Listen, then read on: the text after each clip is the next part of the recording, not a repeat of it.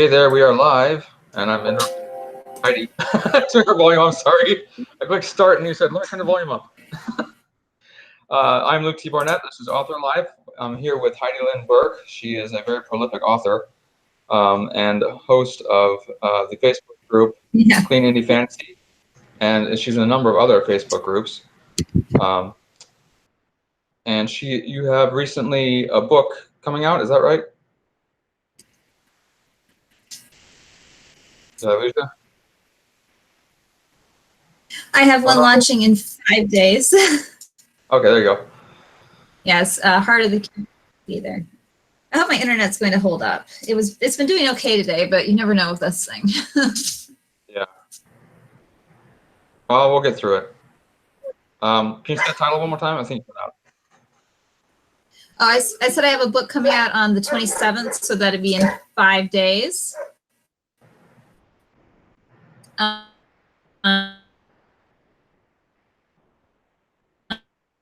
It's called The Heart of the Curiosity, and it's a young adult steampunk fantasy.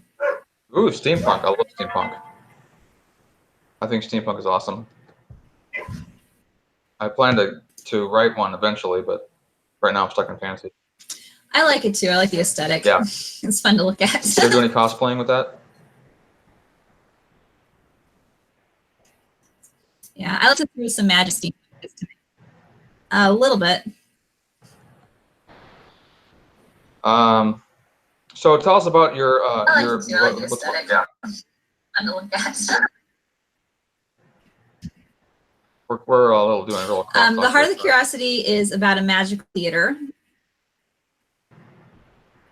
Yeah, I think so. I wonder if it's because I've got this running. I'm going to exit the live stream and see if maybe it can handle it better if it's just the Google chat.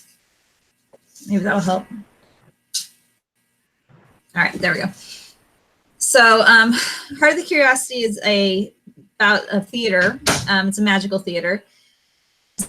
Sisters whose lives surround the main character, Leodora, who goes by Leo, is everybody in this universe has small magical gifts. Nobody has like big flashy magic. There's no sorcerers or wizards, but everybody has a small magical gift that they have that usually ties into their profession. Like a librarian has the ability to touch a book that's got a ripped page and fix the ripped page. And there's a baker who can infuse any flavor, including things like sunshine and happiness, into her bakeries. So everybody has a small magical gift. And Leo's is that she can manipulate people's emotions. Oh. Just by looking at them and deciding how she wants them to feel. And this is not that you could easily use for good purposes, but you can very easily use for bad purposes. Yeah, that's scary. And she's a professional. Yeah, she's a professional audience member. She goes into the audience of the theater, and her job is to make other people like the show. Mm-hmm. And she doesn't like that very much, but the theater is where her sister, who is a dancer, is the happiest, and she wants her sister to have the life her sister wants. So, and then when things go badly at the theater and there is a gory death on stage, as happens sometimes,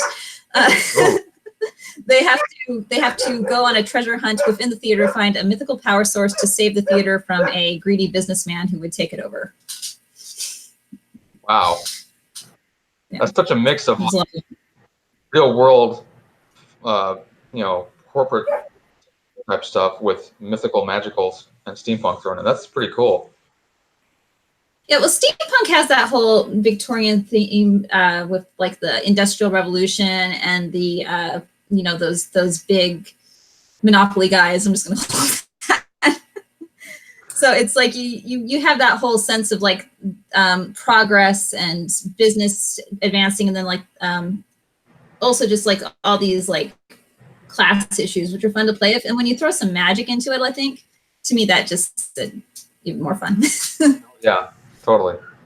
So did you wind up doing, is this your only steampunk novel, or how many steampunk novels have you done? Is that your main genre? It's one of my more popular genres. I wouldn't call it my main one. I have 2 other series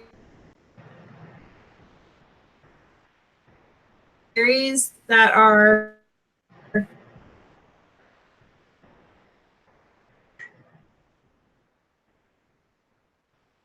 Oh, I think we lost you. Heavily steampunk or lightly steampunk.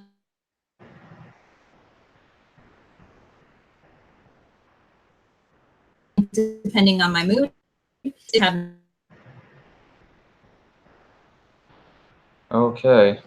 Yep, we're having trouble. Technical difficulties. Please stand by. Well.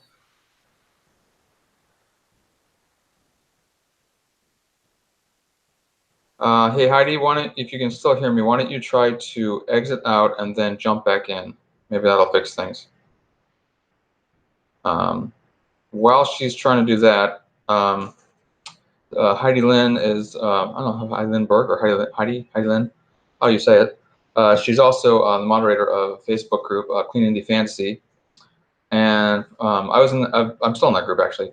It's not very active in there, but it's a great place to find to make indie fantasy, or to meet up with other authors who write indie fantasy that don't want it to be full of gore or full of sex or all sorts of stuff. Well, those things may still be in there, but I think they're very minimized, and so it's a great place for people who are kind of trying to look for a break from all that stuff. Not to slam anybody who adds that stuff in their books, but it's a good place for that type of thing. And she's always posting talking about winged cats, and I have to ask her if she wrote a winged cat book yet, because I'd definitely read that, something about a winged cat. I bet she has, or at least a short story. We're going to ask her about what anthology she's been into as well. But she's very active in that group. She's very helpful to the members there and very encouraging to other indies trying to get their careers off the ground and get their books out there. I highly encourage you to go and check that out, because it's a good group, good supportive people. And she doesn't stand for flame wars in there, which is good, because flame wars are not good at all. So let me see if I can find some of her titles. I'll read them off to you. Let's see here. Should have had these ready. How about that, huh? No, I can't have anything ready because I'm not prepared. Mr. Unprepared. H.L. Burke. Yes, if you want to find her on Amazon, just search for H.L. Burke. I apparently can't type. H.L. Burke. There we go.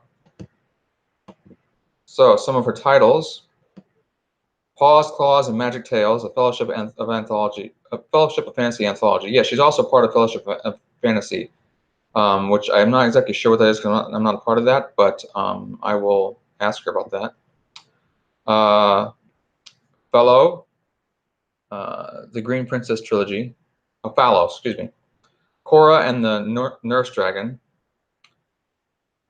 Heart of Curiosity, which is the one she's talking about now, which is about out in, I believe she said, in 5 days. Oh, the 27th. Yeah, 5 days. Tales of Ever After, another anthology from Fellowship of Fantasy, as well as Fantastic Creatures. Mythical Doorways. She's done a lot of these anthologies. Wow. All of Heroes. Thaddeus Whiskers and the Dragon. That looks like a kid's book. Dragon's Curse. Call of the Waters. Steampunk Fairy Tales, Volume 2. That sounds like a fun book. I'm going to start reading her stuff. Coiled. Spellsmith and Carvers series. Magician's Rivalry, Magician's Reckoning, Magician's Trial. The Dragon Scholar Saga. Nissa Glass and the Caper Crisis.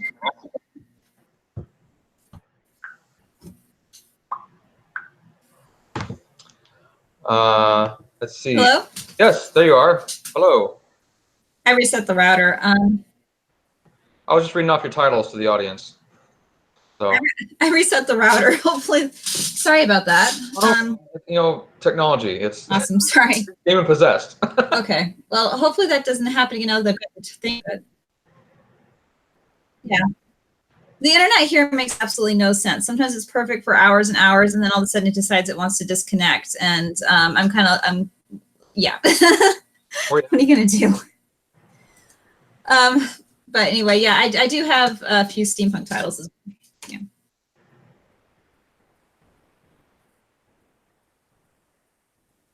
Okay, there you are. You froze. Very good now. Okay, yeah. So I was reading. You've done a lot of anthologies as well. Okay. Okay, I'm trying to circle back to where I was before everything went down.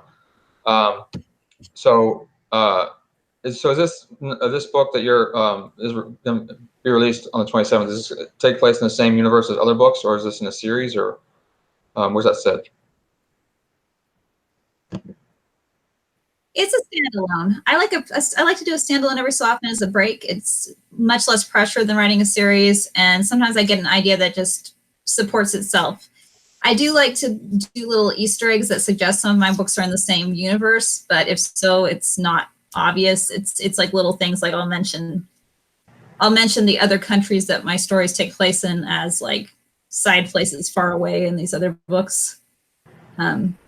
So there are hints that they might exist in the same realm, but it would be very weird for them to exist because in Glass magic doesn't exist. And Spellsmith and Carver, there are fairies, and this one, the world building doesn't go along together very well. But that's cool because you do link them distantly, so that if you ever wanted to connect them, you could. Just take some imagination. Yeah, maybe. It would take a little bit of finagling and like probably more alternate universes of each other than actual universes. Mm-hmm. But yeah, the books are more often connected by themes and things I like over and over again, like have cute animal sidekicks and love interests who are really tall guys. Really tall guys, okay. Yeah, I married a guy who's 6'5". I've got a type. Nice. Yeah, my wife's the same height as me, so none of that in my universe. Yeah. So I noticed a lot of your anthologies are with Fellowship of Fantasy. I've seen that mentioned in the group. What is Fellowship of Fantasy? Fellowship of Fantasy is a website and group that I put together as a branch off. It's the public face of the Clean Indie Fantasy Author Group, which I put together to give fantasy authors a place to communicate and talk shop and share ideas and arrange promotions. And at some point, it came up that they wanted to do an anthology and they have a website where it's an author directory, or I have a website that's an author directory that me and Jessica Elliott oversee. And we decided we wanted to put together some anthologies. They're just kind of fun freebies. The intent was never to make money because it was just like we should all write a short story, put them in an anthology as a sample of our work. And then it kind of got out of hand and we ended up doing 5 of those. I don't know why. And they're really fun to make. I'm kind of on break with them because like they're not profitable because we don't charge anything for them, but they're a lot of fun. But there's only so much time I can spend on profits that are literally or projects that are literally free. If I pick it up again, I'm going to have to find a way to monetize it because it becomes a full-time job putting one of those together, and I can't focus on anything of my own. So I imagine so. So are you full-time then, or are you still? How are you? How's that working?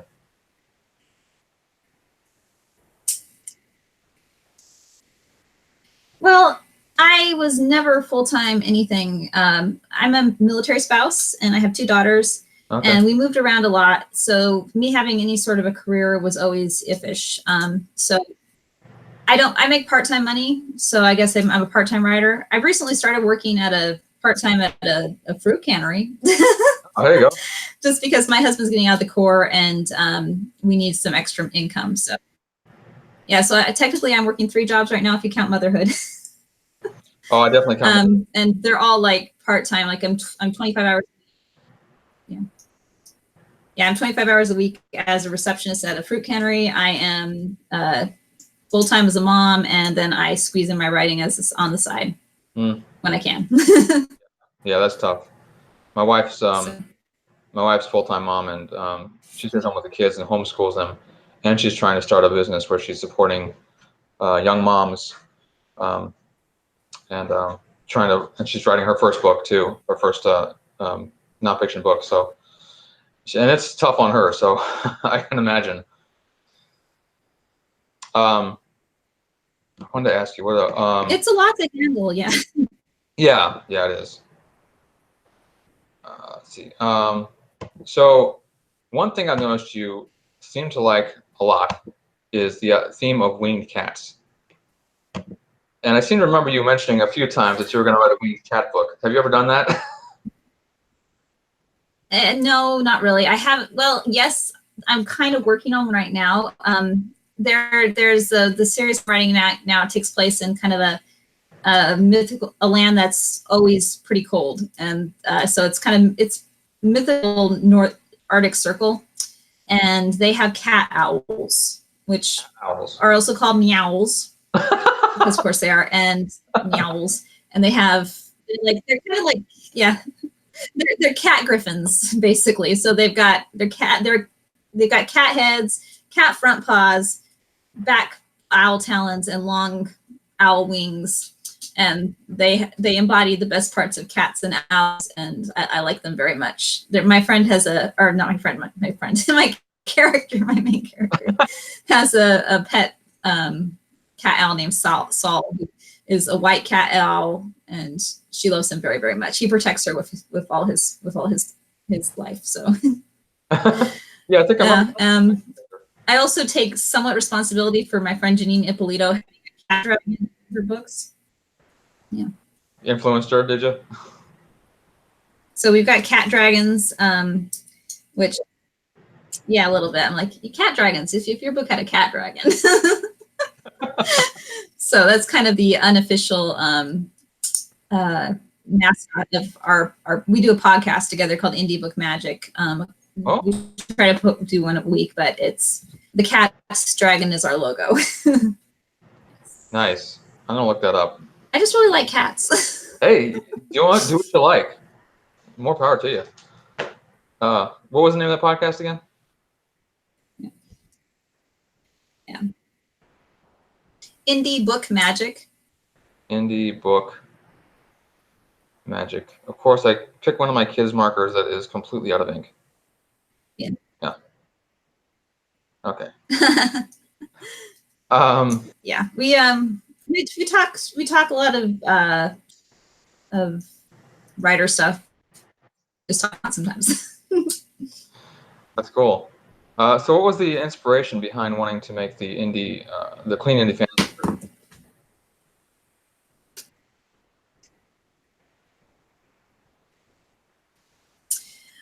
I was in a group that was it was dedicated mainly to fiction that they call it flinch free. It's Clean Indie Reads. They're a good group, but I found that a lot of the marketing advice that was going through the group was not very good for fantasy authors.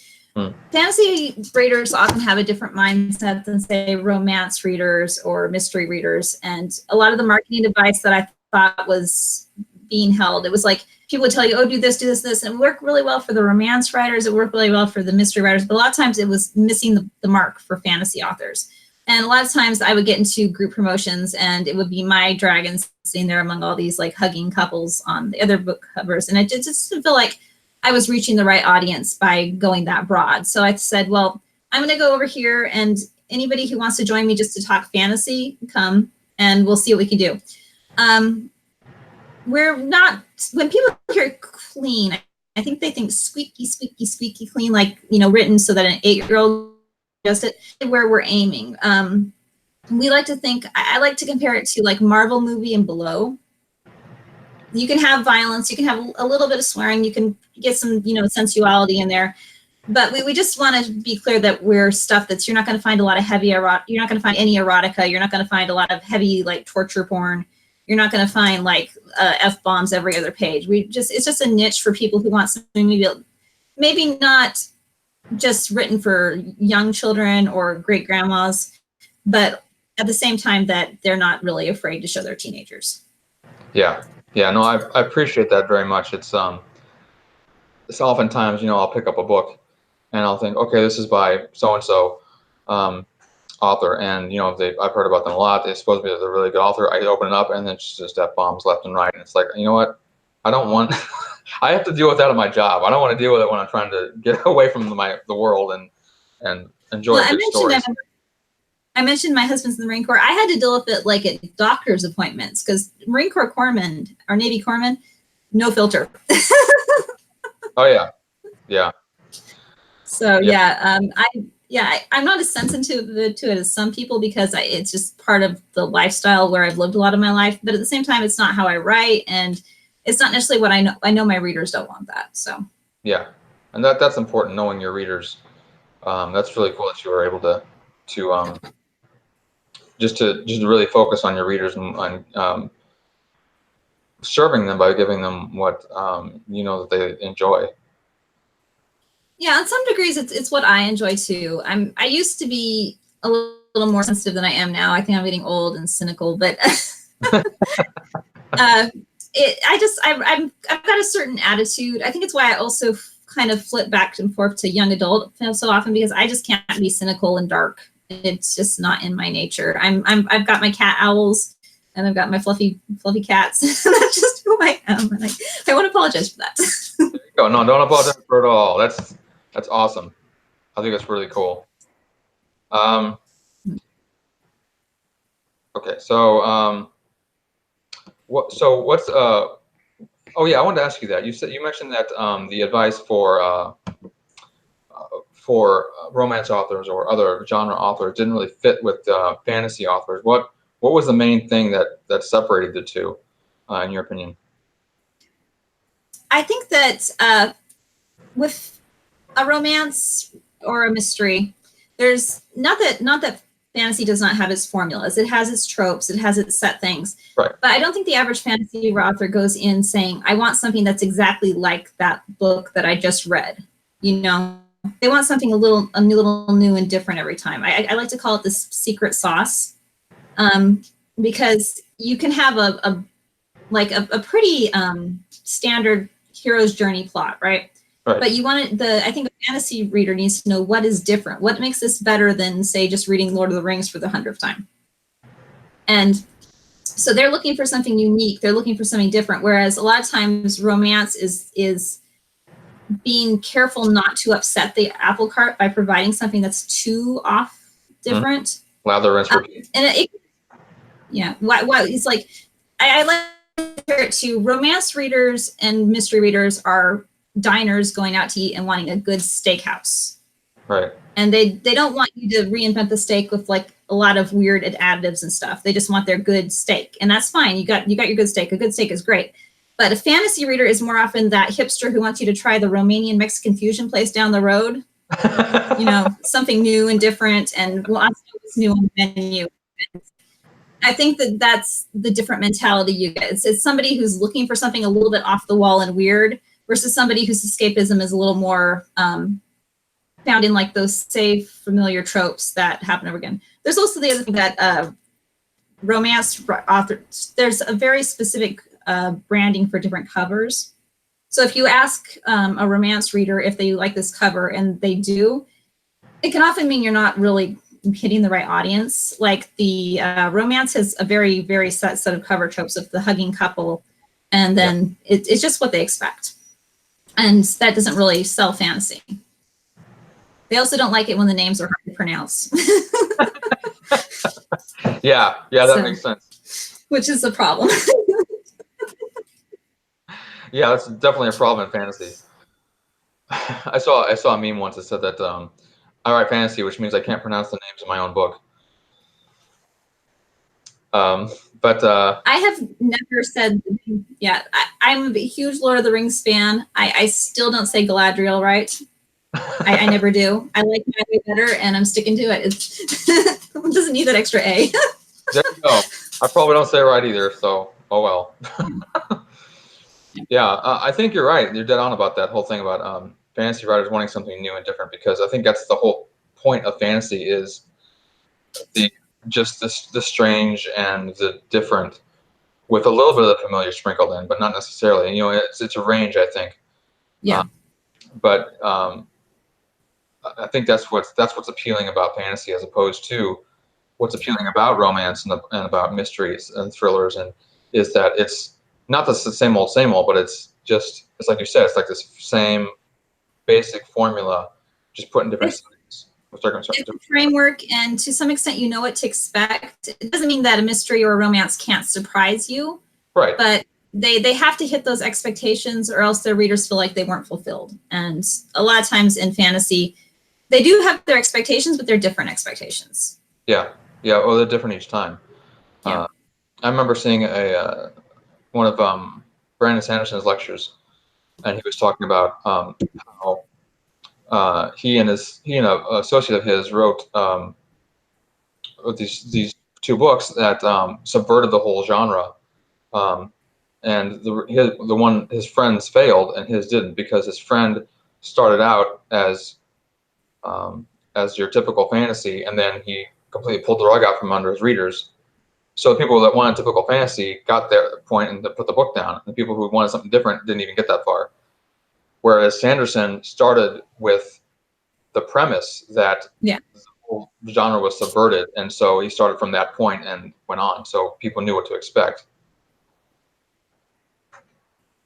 Yeah, people don't like to be blindsided. It's like if you give them what they think is a romance and then it doesn't end with a happily ever after, which is like the biggest rule of that genre. Oh yeah, they're gonna get upset. Yeah, it's like they feel like they were promised a thing that didn't come to pass. And I think with fantasy, for me, the thing that I get the most disappointed, and I know there is some fantasy that's really low fantasy, or I guess kingdom adventure that doesn't have this. I get disappointed if there's not magic. I will keep reading, like, where does the magic come in? Where's the magic? Where's the magic? Where's the magic? You can't satisfy me if instead of magic you just throw in a dragon, because then that counts. There you go. Yeah, gotta have the dragons in there. I need to write more dragons. I need my magic. So I had something and I forgot completely now.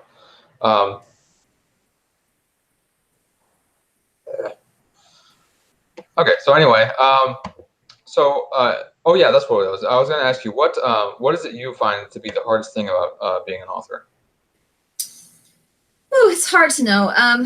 It depends on what's going on in my life, because normally I would say marketing, but there's sometimes when I get really excited about marketing and I'm really on top of marketing and then I'm doing all the marketing. But what I don't like about it is how you have to keep doing it. Yeah. It's like I would like to just set it up and let it run by itself, but it doesn't. Like I'm going through a pretty big move right now by my husband getting out of the Corps, and I have not touched marketing in like 2 or 3 months, just because I don't have the time, because we've been moving from California to Oregon. You can see it's like the books for a while they're doing okay on their own, and then all of a sudden, and I'm like, and I know I have to go back and do something with them, otherwise they're just going to keep going down. But I don't want to. So to me, it's like I don't mind the parts of marketing that are creative. Like I love to I have a little Instagram account that I post my little dragon pictures that I take with my dragon in my books, and I love doing that, and I love interacting with readers and doing occasional Facebook Live. But learning AMS ads and setting up promotions and the stuff that just feels like paperwork, that bores the heck out of me. Yeah, it's very technical and tedious. I've somewhat dived into it, but I've listened to marketing podcasts, and I just kind of got burned out on them. For one thing, because I wasn't doing anything with them, because I don't have anything out to market really, besides one novel and a few short stories. But also because it's that creative thing, you know. My brain is very much on the creative side, and you get that on the technical side, and it just drains me and just drags me down. Yeah, there are people you can hire for that, I've been told, but I need to get a little bit more of a financial cushion in my life before I can hire out a marketing team. So it might be worth it in the long run. You never know. Yeah, I think it would be. My wife constantly reminds me of that, and I'm like, yeah, that'll be nice when I have the money for that. Got something first. And fantasy, well, I mean, epic fantasy at least is not cheap to edited, because it's just big, thick books. Yeah, and I think the cover expectations for epic fantasy, it's harder to get away with a good photo minute, because of I mean, I can't find You can't just find stuck in a hugging couple. Yeah. Yep. Yep. I can't find anyone who can do a half work out of photo manipulation. I'm like, no, I don't think it's gonna work.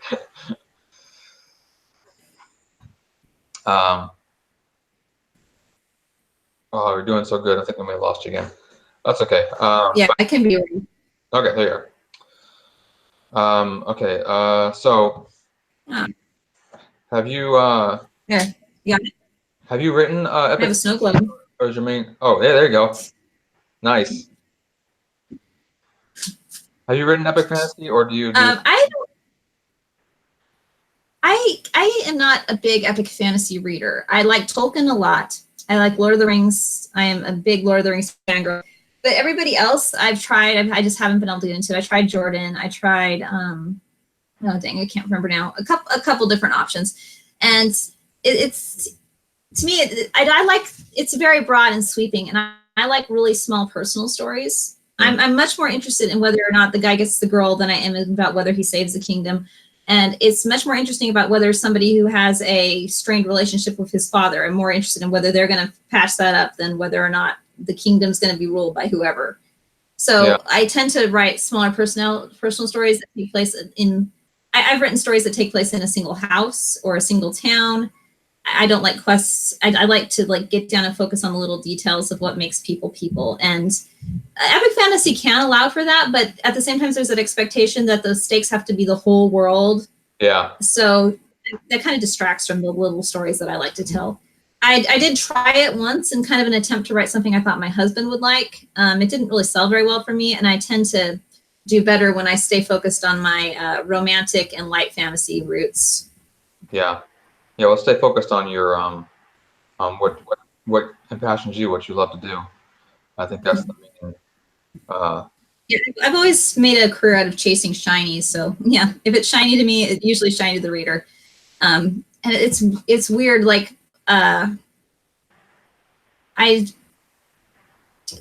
last year I wanted to do this follow-up book, and instead I get this idea for this fairy tale romance that involves a cat elf, and I wrote that, and that was the one that they wanted. So it was like, I guess I better listen to my instincts. So. Yeah, so it sounds like most of your stories are very character based, which is really cool. I actually like that. My stories are very much centered on the characters. There may be this great conflict in this global event, but it's very focused on the characters and them journeying through life and dealing with all these issues with other people and with their own selves and with the world around them. Yeah, I think people care about people, and it helps to feel like they're reading about a friend or someone they can relate to a little bit, even if the person is doing things that person will never in their life experience. Yeah. You know, we don't get to ride dragons day to day, but we understand somebody who has, pressure from his parents to do a thing and doesn't feel he can do it, or, things like that, something we've been through that kind of grounds it. So even if you are having that big story stake, I think you need that. Otherwise you lose the heart of the tell, the why it really matters. Yeah, I agree completely. I know some authors that do plot-based books, and I mean, that's fine for them. I don't want to slam them for that. I just personally, I can't understand how you would do that without getting deep into the characters. I've read one or two of them, and they're not bad books, but it's just there's no, not that there's no depth to the characters, but it's the depth is not, I feel, as deep as it could be. You don't go into the characters as much. You just get this is what they're doing, and you get some cursory feelings about it. But then this is what's happening, and that just doesn't appeal to me. Yeah. I think like you're right, but people care about people, and they want something they can relate to, even if they've never ridden a dragon or seen a water elemental or something. Exactly. But that's why they're reading fantasy, so we can show them those things. Yes, exactly.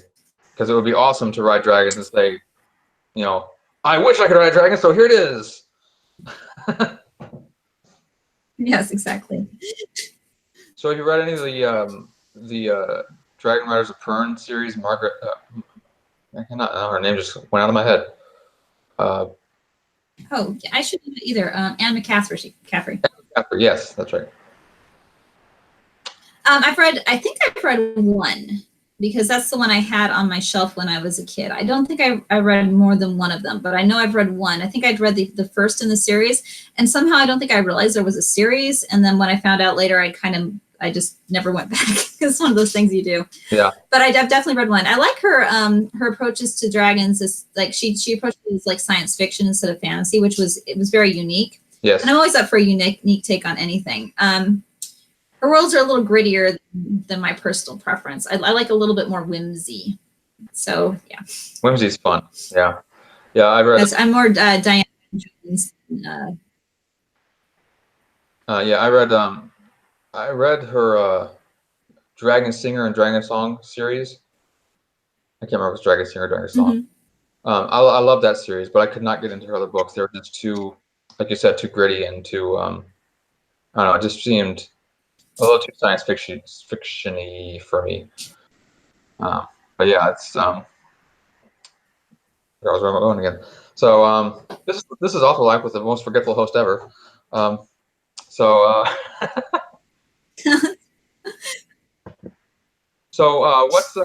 what's in your future now after this release? What are you working on now?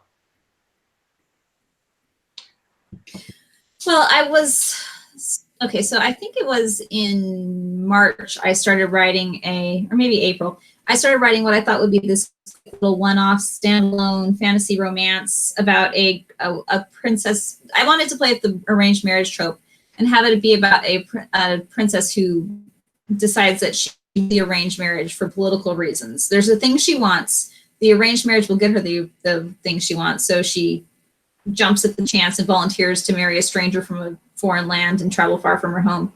And in my head, that was going to be a short little one-off story. But when I got to about 80,000 words and I realized I had like 2/3 of the book left, I realized that some genres can handle the big chunky like 500-page book. YA fantasy romance is not necessarily one of them. So it's been split in half into 2 books. And I'm writing the second one, and I'm about 130,000 words into 2 books of it. So one book's going to be 90, and the next book is going to probably be about the same. That's the one that I mentioned that has the cat owl. The first book is called Daughter of Sun, Bride of Ice.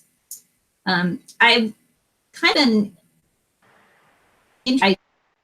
idea like science thing. It actually happens in a tidally locked world, which is a world where it rotates so that light always faces this. So you have one side of the planet always day and the other always night. That's interesting. And I kind of became interested in how that would play out in a fantasy world. I'm not doing hard sci-fi. Yeah, because I didn't want to have it too limited by science. So there's a lot of magical elements that help people survive in this world.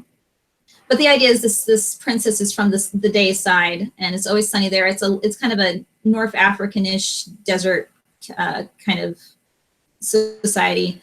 And then she goes to the night side where there's only one small kingdom that's very Nordic, and it's always cold and ice, and she has to figure out how to live there.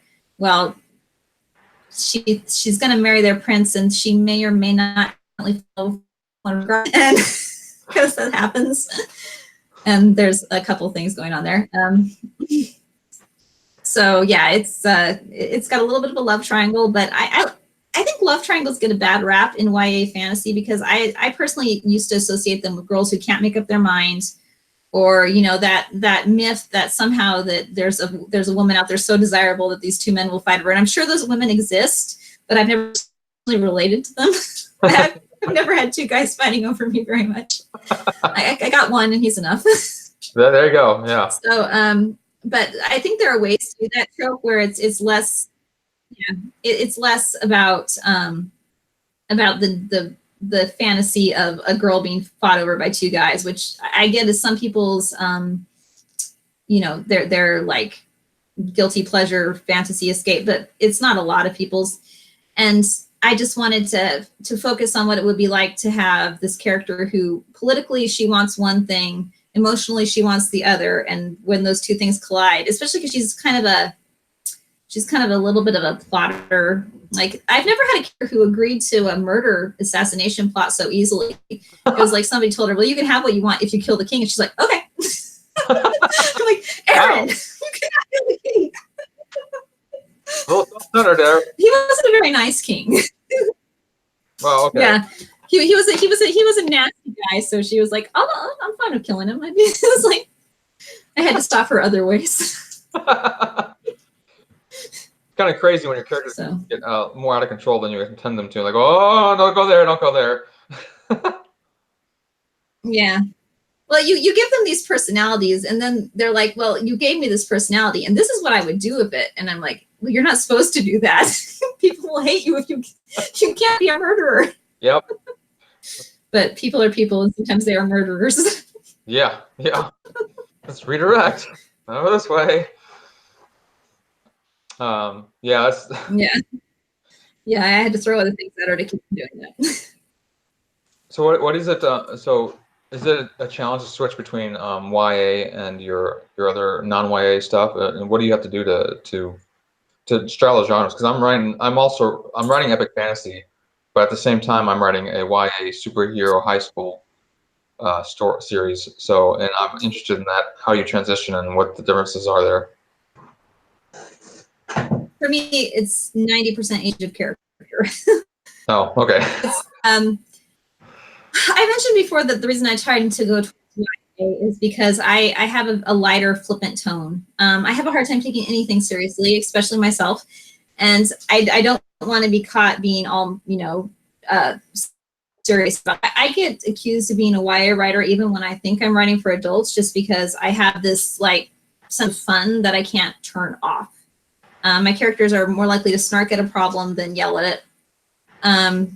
They're always quipping one-liners and stuff. So for me, when I don't do YA, I just kind of age up the characters, and that's honestly about it. I mean, the good thing about fantasy YA versus contemporary YA is a 17 or 8-year-old character in most of my societies is basically considered an adult. They're supposed to be getting married and starting a trade and stuff. So they're doing a lot of adult things, which I think is one reason that YA readers sometimes will prefer fantasy, is because they're not reading about kids doing kid stuff, which there is a market for that. Obviously, you've got your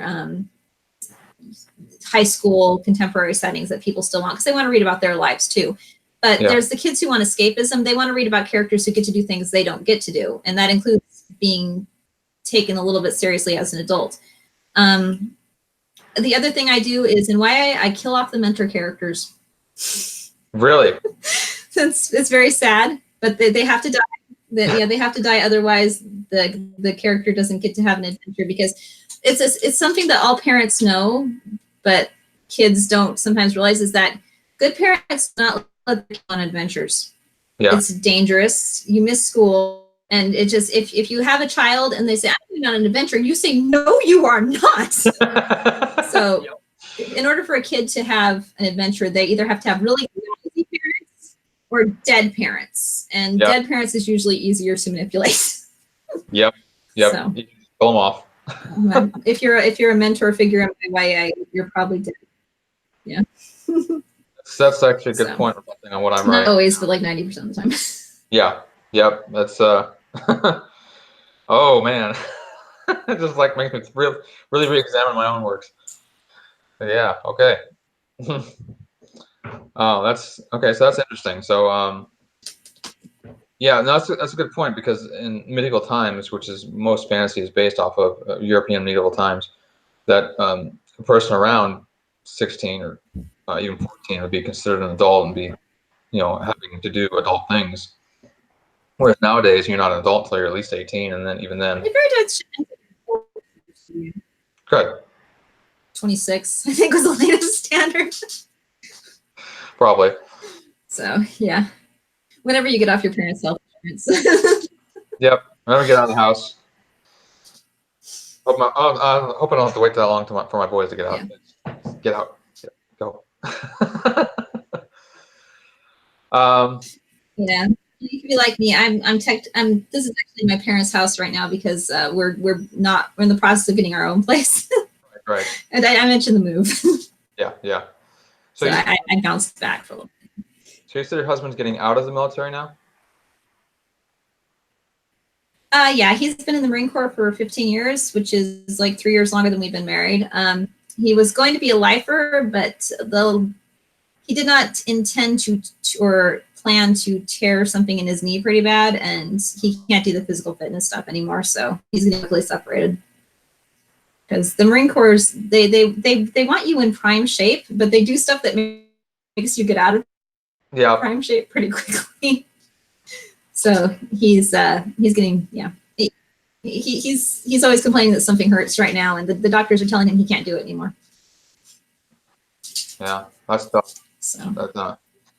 That's just. But sincere thank you to you and to your husband for his service, and I know that's a sacrifice for you because when he's gone, he's out on not rotation. What's that called when he goes off to another country or whatever.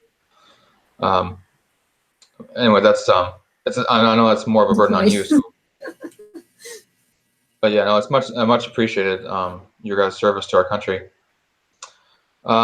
So you're also in a couple other groups that are more or less clean indie. I know you're in Realm Makers, and there was one other one.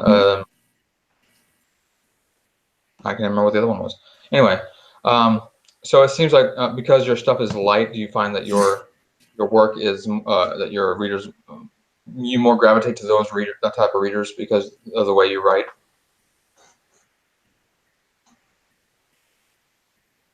Yeah, to an extent. I think that I tend to be. It really depends. If I have got a few readers annoyed with me because I do like to push boundaries a little bit. And I don't consider myself a writer for very young children. Even, I think of myself as like 13 plus, but I do have that lighter style, and I have my own, my religious beliefs and my personal sense of morality. Though I don't write Christian fiction, I do tend to write characters who aren't big. I'm not going to focus on an evil character and try to make them into something heroic. Right. It's just not something I'm going to interested in doing. So there is that sense of right and wrong in my books that I think comes across. And in some ways that clear-cutness makes it feel a little bit adult to some people. But if so, I really don't think they've read a lot of modern YA, because modern YA can get pretty gritty these days. And that's actually not a new thing. It's been, I remember people being shocked at things in teen books when I was a kid. But yeah, it's just part of who I am and what it gets into the books and stuff. And part of me is a little bit of a rebel bad girl, but she's a rebel bad girl who's got a pretty firm foundation in being a good girl. So it's a balance. Yeah. Well, I find, because my first iteration of my mutant girl story, or my superhero, whatever, the character was like very well structured and very, her life was in order and everything like that, and people just found it boring, like they couldn't relate to her. So I think there needs to be a little bit of that rebellious nature that a teenager often has, in order for them to even consider them a human being and actually relatable. Yeah, I have an 11-year-old, and even now the angst is starting. Yep. Yeah, my oldest is 10, and he's pretty hard on himself. So. Yeah. Okay, so why don't you tell people where they can find you online, and I'll have links in the description down below as well. I'm pretty much on most major platforms as H.L. Burke. It's Heidi Lyn Burke, but I write under H.L. because initials are what the cool kids do, Yep. So I'm on Facebook as H.L. Burke Writer. My website is www.hlburkeauthor.com because the hlburke.com was taken. And you can find me at Burke's Dragons on Instagram, where I post delightful dragon pictures of my pet dragon, Theodore, and his many adventures. That's awesome. So. And Heart of Curiosity will be out on the 27th. I Uh-oh. Oh, Dragon. Yes, the 27th of June. This is Theodore. He's a star. Welcome, Theodore, to the show. He goes everywhere with me. Yes. Yeah, I made the mistake of making my dragons hide in some different part of the world at the beginning of my fantasy novel, so I need to fix that. Oh yeah, you gotta bring those dragons out in the open. Oh yeah. Check out Heidi's books on the 27th. Definitely check out her anthologies and her other books as well. Yes, there it is. Heart of Cure. She already got the paperback. She's ahead of the game. There you go. Nice. And I love It's proof, but it's really. I love the titles you come up with, and the artwork that you've done on your covers is just very catching. I can't take credit for that. I work with some much more artistic than me professionals. This one's by Austin Lord, which is a really nice one. So nice. So yeah, I'll see if I can track down a link for Austin Ward and put the link in the description below as well. So Heidi, thanks so much for being on. Appreciate it. Appreciate your time. Thank you. It was fun. Yeah. So everyone else, thanks for watching, and until next time, keep writing.